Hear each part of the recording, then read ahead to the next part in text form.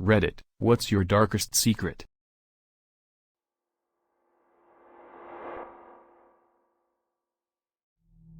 Once, a lady ran up to me at a notoriously bad corner in town. I thought I knew her from around, as she ran and hugged immediately.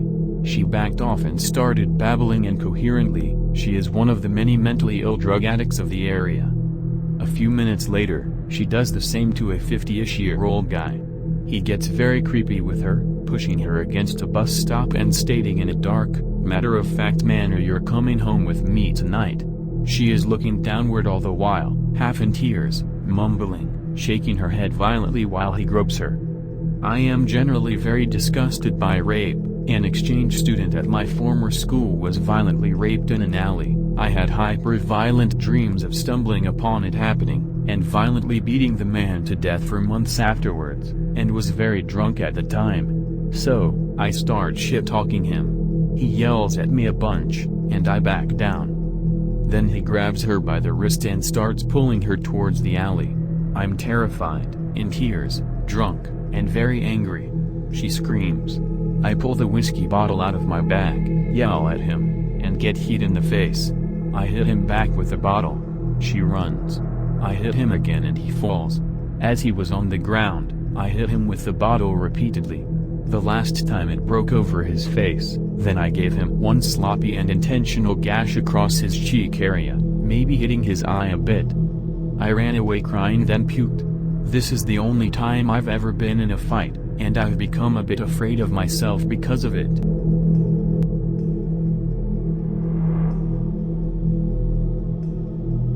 When I was about 9, my dad got wrongly diagnosed with a couple different psychological disorders. His psychiatrist put him on loads of meds where I didn't even feel like he was there anymore. He was on cloud 9 24/7. So, that leads to this. My dad remarried to my stepmom, who had 3 children, 2 boys and 1 girl. I was 9 at the time, my brothers were 5 and 13 and my sister was about 7. My oldest stepbrother regularly molested and raped my younger brother and sister. This problem carried into a lot of other things, rape/molestation between my 2 youngest siblings, as well as acting up. My little brother used to run around the house throwing shit. Yes, literally his own shit. He would do it as bad behavior, but would mainly do it when my oldest brother was chasing and trying to catch him. I'd wake up in the middle of the night to him touching them, telling them to be quiet. To this day, I just remember the look on his face and in his eyes while in the moment. I will never forget it. He was eventually put in juvie. My stepmom used to make me sleep outside on the ground. If I fell asleep inside, she would wake me up, drag me by whatever limb she could hold onto and put me outside. No blankets, no pillow. Nothing. 100 degrees or 25 degrees. Didn't matter. I was often locked out of the house when my dad was gone to work also.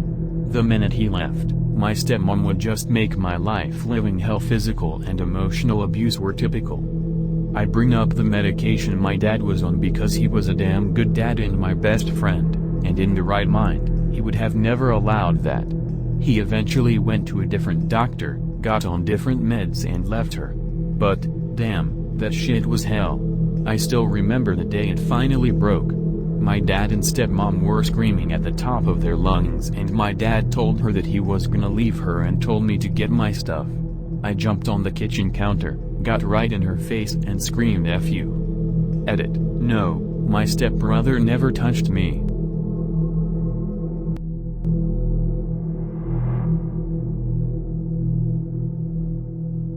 When I was very little, probably around 3 to 4, I used to play a game with my parents where I'd go to the bathroom and brush my teeth before bed, and when I got to my room they'd pretend to be asleep and I'd find creative ways to wake them up.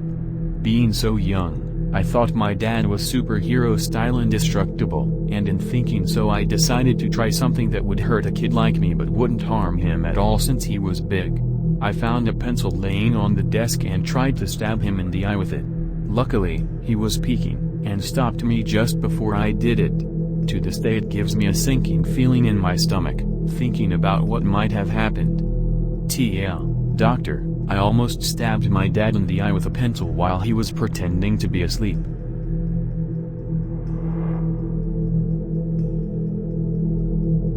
Went to a strip club one night unwilling I add. It was my second time at one of these establishments also. It was a few days before payday. I was almost broke. Went with a bunch of people I didn't know. Girls coming and going, giving me a table dance and flirting hard. The more I drank the more turned on I was. One girl come up and say $50 gets you in the back with me.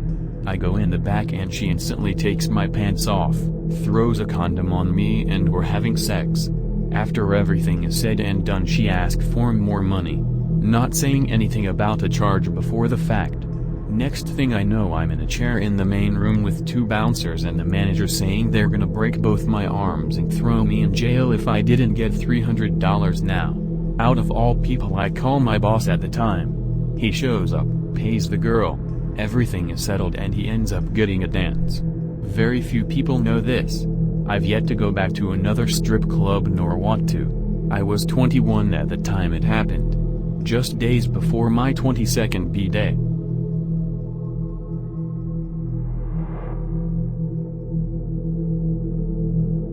I'm early 30s and I've never, ever told a single soul this. I lied.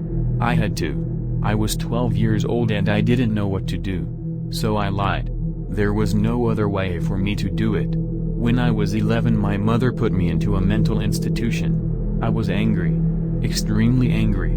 I was the atypical piece of shit asshole angry child that was always in trouble with police and literally was always in trouble at school. By the time I was 11 I had 3 misdemeanors and 2 felonies. My felonies were arson and assault.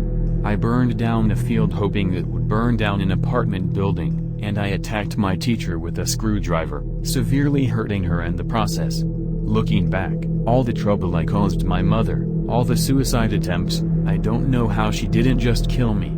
I tried to rip my throat out with a coat hanger, overdose on pills, slice my wrists.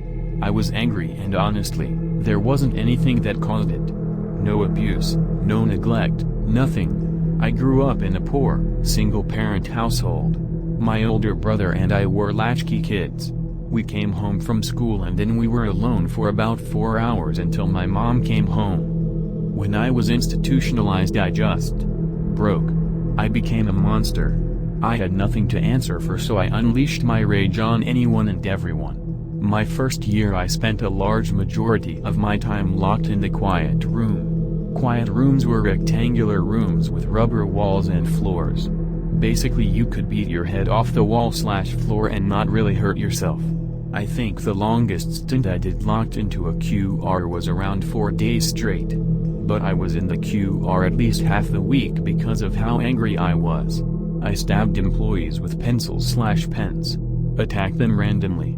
My mood would shift instantly from gentle to raging. They would close down the floor and it would take almost all the staff to hold me down and move me to a QR. When I was almost 13 they built a new building to house us all. I was the second person to be moved there. I would spend the next 3 years there.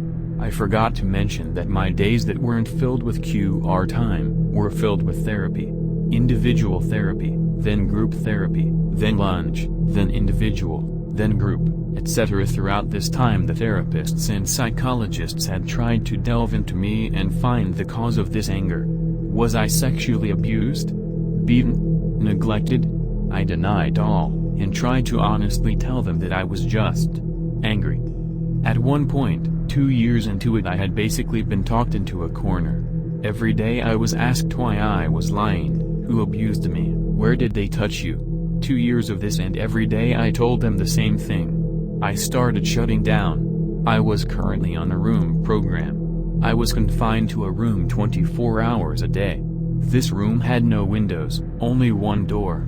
I had started with a dresser and a bed, with a metal and wood bed frame, but because I had thrown the dresser drawers at employees, and banged on the bed frame loudly it was all taken away from me. I spent my day in an empty room, literally nothing, just 4 walls and a floor and me.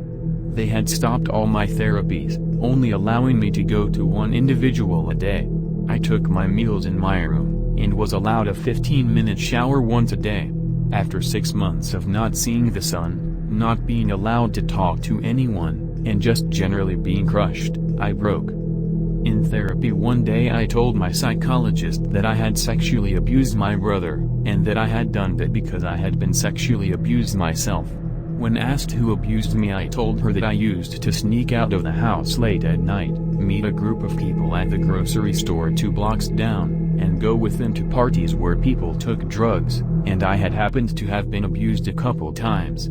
Thinking back, I have no idea why I said it, but at the time it made sense. What happened next was, I think, worse than the previous 2 years. My mother and brother were brought into counseling, and I had to reveal, in front of my mother, what I said to the psychologist. My brother, who has cerebral palsy and is slightly mentally handicapped, couldn't argue against it because he has no long-term memory.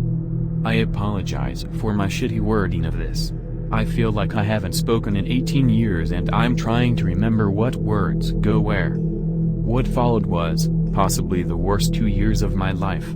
My story grew, as it had to. Daily therapies and constant questions pushed me to the point that I confessed to having multiple personalities. I had MPD for almost 2 years, and I remember one magical evening where we had a 4-hour-long therapy session and 2 of the personalities left us.